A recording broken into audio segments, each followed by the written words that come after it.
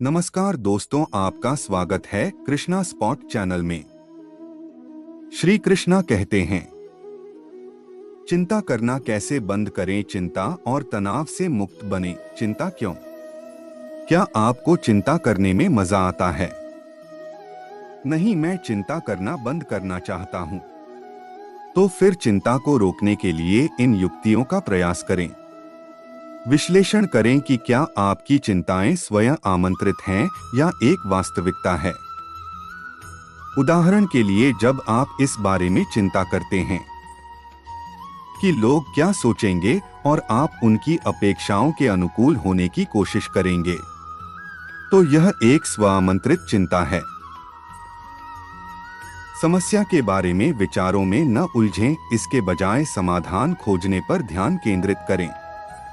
यदि आप कोई समाधान नहीं ढूंढ पा रहे हैं, तो अपने शुभचिंतक से सलाह लें।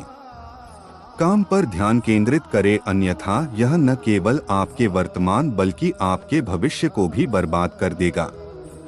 अगर चीजें आपके नियंत्रण से बाहर हैं और आप एक समाधान के बारे में नहीं सोच सकते हैं, तो चिंता क्यों करें। सकारात्मक बने रहें और प्रयास करते रहें। भगवान ने कहा है, प्रतिकूल परिस्थितियों का विरोध करो, समाधान खोजो, लेकिन चिंता मत करो।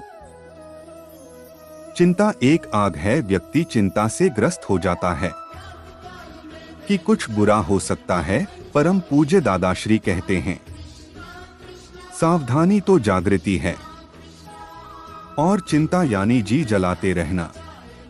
जैसा कि जीवन में सभी तनाव और चिंताओं का मुख्य कारण कर्तापन और अपना अहंकार है।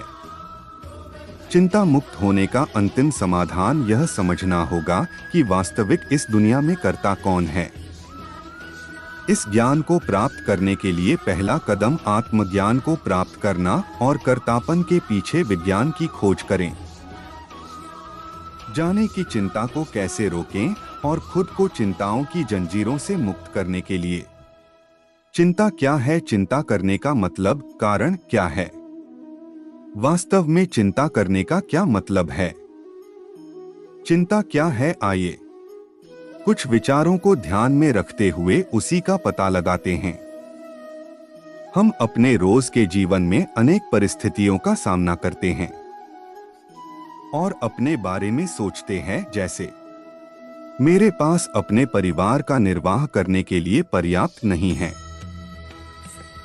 मेरी बेटी की शादी नहीं हो रही है, मेरे बेटे का क्या होगा, अगर यह काम समय पर नहीं होगा तो क्या होगा, क्या मैं अपनी परीक्षा में पास हो जाऊंगा, मेरे दोस्त मेरे बारे में क्या सोचेंगे, मैं लंबे समय से बीमार हूं, मेरे साथ क्या होगा, मेरी पढ़ाई पूरी होने के बाद क्या मुझे नौकरी मिलेगी, मैंने अपनी सारी संपत्ति खो दी है, अब मैं कैसे जीऊंगा, अगर मैं मर गया तो मेरे परिवार का क्या होगा, महीने का अंत बिल्कुल करीब है, मैं सारे बिल कैसे चुकाऊंगा।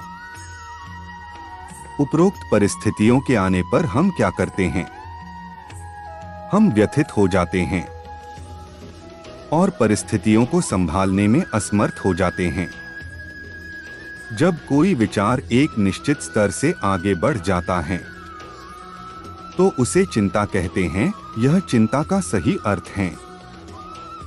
विचार एक निश्चित स्तर तक किए जाने चाहिए, उसकी सीमा से अधिक नहीं करने चाहिए। जब तक विचार आपको परेशान ना करता हो तो वह सामान्य है। एक बार जब विचार निश्चित स्तर से ऊपर जाकर आपको हैरान या परेशान करने लगे, तो यह चिंता का विषय है और यह चिंता की एक सामान्य परिभाषा है। इस तरह ही आपका दिमाग एक साधारण विचार से चिंता और अत्यधिक सोच में चला जाता है।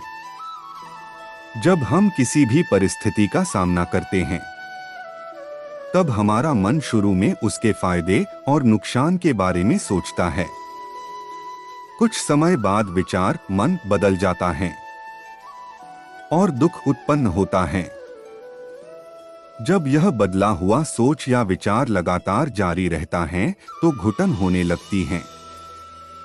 विचार अगर ऐसे ही परेशान करते रहें तो चिंताएं पैदा होंगी। चिंता सारी सच्ची समझ और ज्ञान को अंधा बनाकर तोड़ देती है। आप सावधान रह सकते हैं लेकिन चिंतित नहीं। सावधान रहना और चिंता करने में बहुत फर्क है। सावधान रहना मतलब जागृत होना और चिंता मतलब विचारों को गहराई से सोचते रहना जो आपको भीतर से खा जाती हैं। तो सरल शब्दों में चिंता का क्या मतलब है? चिंता मतलब लगातार विचार करते रहना कि अब मैं क्या करूं या अब क्या होगा। और चिंता करने से काम में रुकावट आती है। सब काम देर से होते हैं। परम पूज्य दादा भगवान कहते हैं, जब आप चिंता करना शुरू करते हैं तो आपको पता होना चाहिए कि हाथ में लिया हुआ काम बर्बाद हो जाएगा। और अगर आपको चिंता नहीं है तो आप निश्चिंत रहे कि आपका काम अच्छा होने वाला है। चिंता किसी भी काम में बाधक है। वास्तव में यह दुनिया ऐसी है कि किसी भी व्यक्ति को किसी भी चीज के बारे में चिंता करने की जरूरत ही नहीं है। कुदरत सभी जरूरतों को पूरा करती है। नहाने के लिए पानी, सोने के लिए गद्दा और अन्य सभी आवश्यक चीजें मिल जाती हैं बिना उसकी चिंता या विचार किए। यदि कोई प्राकृतिक या सहज रहता है तो सभी जरूरतें पूरी होती ही है। तनाव और चिंता में क्या अंतर है? चिंता का अर्थ समझने का दूसरा तरीका यह है कि किसी भी परिस्थिति या समस्या को सर्वस्व समझ के चलना। यदि आपकी पत्नी बीमार है, वह आपके जीवन में सब कुछ है, आपकी सारी संपत्ति से बढ़कर है, तो पत्नी की बीमारी चिंता अपना स्थान जमा लेगी।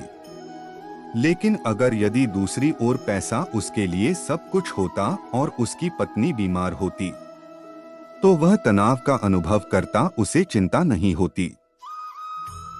तनाव चिंता के समान है लेकिन चिंता जैसा नहीं है। तनाव में विचारों की संख्या बढ़ जाती है जबकि चिंता में आप लगातार एक मुद्दे पर विचार करते रहते हो, यह सोचकर कि यह ही सब कुछ है।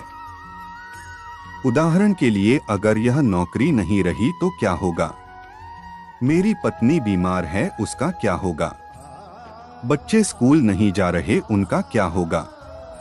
तनाव एक ही समय पर सभी तरफ से खींचतान है।